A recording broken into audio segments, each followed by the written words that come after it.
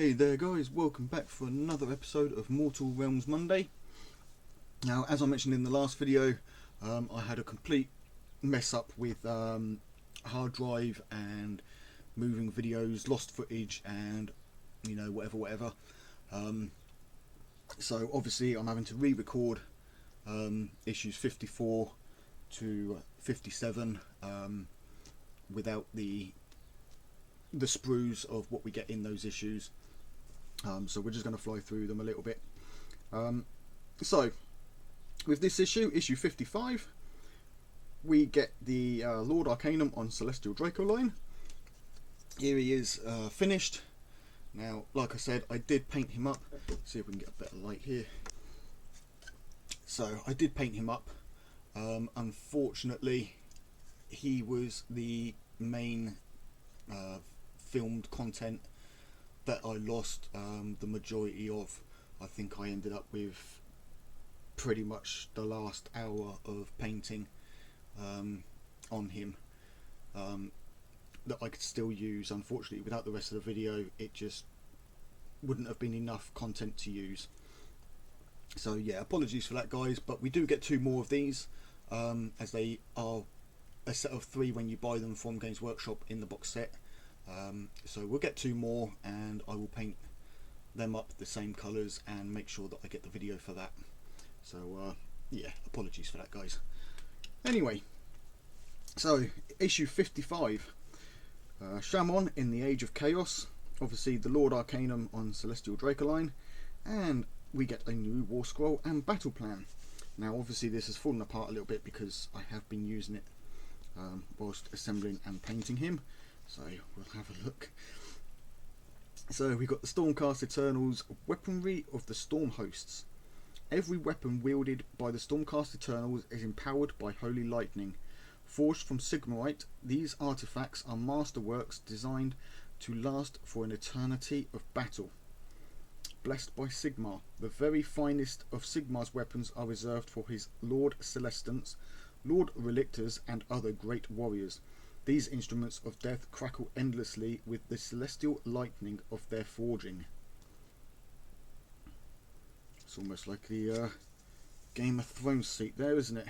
Just need the bit to sit on and you've got the back. But yeah, so there's some of the weapons. So we got hammers and maces, we bladed weapons, ranged weapons, and obviously shields. So we got some of the round shields and then the typical rectangular type shield that we get with most of our Stormcast. Moving on here, we get another piece for the realms. So the Spiral Crux, part 3. In the Age of Chaos, Tzeentch almost conquered the Spiral Crux. Meanwhile, the Dwarden of Shamon took to the skies, becoming the Caradron Overlords. So these are the steampunk dwarves, as I like to call them. Dwarden obviously are dwarves from fantasy, and they've made them a lot more steampunky in this. They get some cool flying machines and a bit more slightly advanced technology. So yeah, obviously nice bit of background reading here, and then some more reading here about their machines and whatnot. Then, assuming I've got this in the right order, yes we have. So here we've got the How to Build the Lord Arcanum on Dracoline. He's not a push fit, he is glued together. He was, as far as I can remember, easy to build. There are pieces such as this that I wondered why they couldn't have had it already moulded onto the model. I don't know why they do them as separate pieces to glue on, but do be careful not to lose those pieces when clipping them out. And he can be built all in one. The only piece they recommend leaving off is the same as this: glue the hair piece onto the head, paint the head separate, and then glue it in at the end. But apart from that, there's nothing that gets in the way. He's super easy to paint, fully assembled. You could even glue the head in and paint it in there if you really wanted to, but usually doing faces separate like that just makes it a lot easier to paint. Then we've got the how to paint him. Now obviously this is painting in the colour scheme on the front, or the one in here, so it's going to be different to what I've done. I went for a more golden lion type colour scheme, partly because of the name Draco Lion, just reminds me of pretty much like a dragon lion, so half dragon, half lion.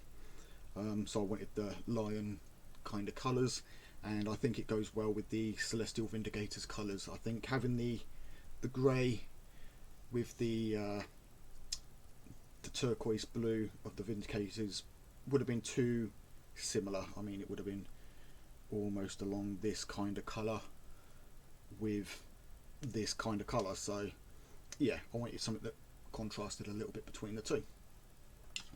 But obviously we've got the list of paints here that we'll need, and then working through it,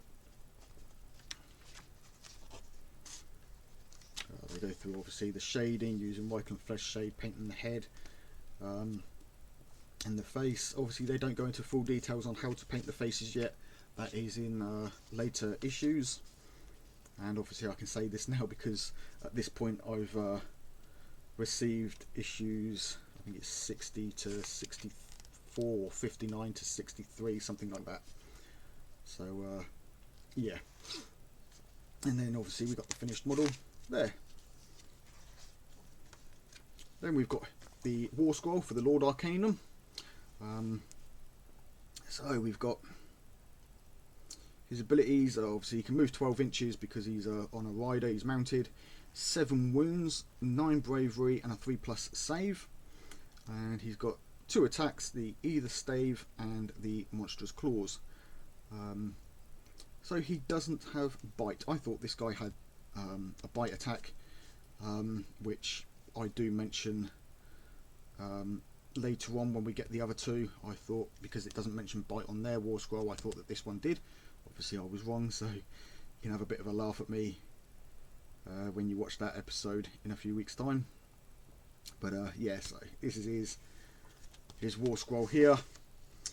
He's got the Thunderous Pounce, so obviously he can do a bit of a charge attack. And then he's got a Supernatural War. Right, then we've got the battle plan for this week, or for this issue. The Storm of Magic. So the magic raging across the Sigurd has begun to form into storms of arcane power. Both the Nighthaunt and Stormcast Eternals have broken off their search for Shamanite in order to master these storms. The Vanguard Chamber must secure this power before it is tainted by the Nighthaunt.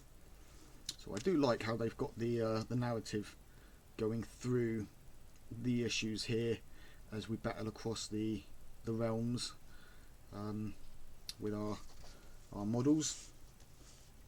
So again, using mats 1, 2 and 3, we've got 3 objective markers, one placed dead in the centre of the centre mat, which is 10 inches from the long edges, and then 6 inches up from that we have another marker, and then anything from halfway through that marker to the outer edge of the board is set up territory for your armies.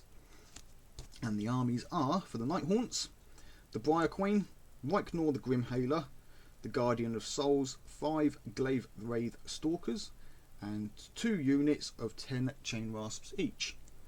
And then the Stormcast Eternals get Exandria Azure Bolt, Knight Incantor, a Lord Arcanum on Celestial Draco line, Lord Exorcist, 5 Sequitors, a Celestar Ballista, and 5 Liberators. Then moving on here, so next issue, which will be alongside this one, and I will have a painting video for it, is issue 56, the Knight of Shrouds. So obviously this is the same guy that we got on the Ethereal Steed, but without his steed. So colour wise he's probably going to be painted up pretty much the same, similar to this. I like this darker blue that comes down to the white. rather than that sort of ghostly greenish look.